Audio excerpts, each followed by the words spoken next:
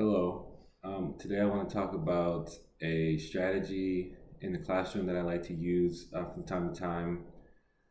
It's similar to the reversed or flipped classroom, but I add a little bit and take a little bit from it. So um, the basic idea of it is have the students teach. In order to do that, they have to learn the materials. So like I said, I don't like to make the entire classroom like this, but maybe for a module or a unit, depending on how advanced the students are, things like that. So I've taught psychology before. When I taught regular psychology, it worked when I did it with a couple modules within a unit. When I taught AP psychology, it worked with doing the whole unit and having each group present a module.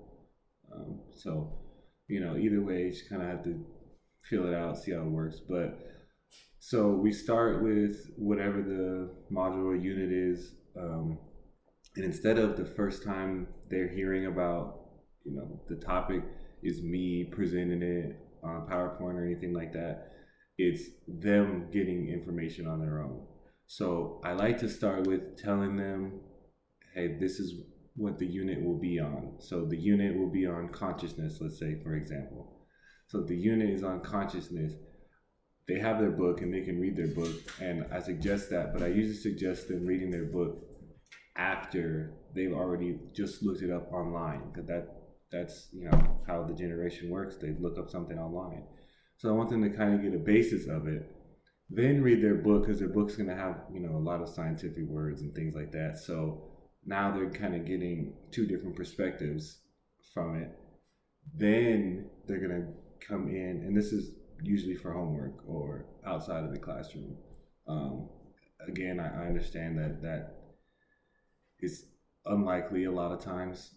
So if you have to just have a day where they do that in the classroom, it doesn't really make much of a difference. But then the next day or in the classroom, whenever it is, they're going to discuss that with their groups, discuss the topic, make sure they have a decent understanding with it. Then that allows me, one, to kind of walk around and make sure they're touching on the key points that I kind of want them to know. There are also YouTube videos I usually link them to that kind of express the major points that I'm going to expect them to know for the test and things like that.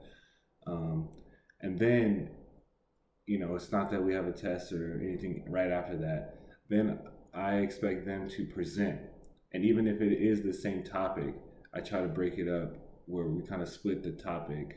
So if it's just consciousness, I try to split it when this group, you're kind of going to focus on unconsciousness. You have a good idea of it as a whole because you looked it up and watched the same videos and read your book, but you're going to focus in on unconsciousness. So when they're presenting that, they're presenting that aspect of it. Another group, presents another aspect of it. So now, they say the best way to learn is to teach, and I think that's true. So they're teaching it to, a class. People are going to have questions. They're usually more likely to get prepared when they know they're teaching, because they're going to be up in, front of the classroom talking, answering questions. So they want to be more prepared. Rather than if I'm the one teaching, they're not really prepared to just write down notes. A lot of it is just what I call robot notes, and they just write exactly what I'm saying, and they're not really trying to think about it and understand it. But I think using this every once in a while is a pretty good way to get them to take it more serious and actually get an understanding.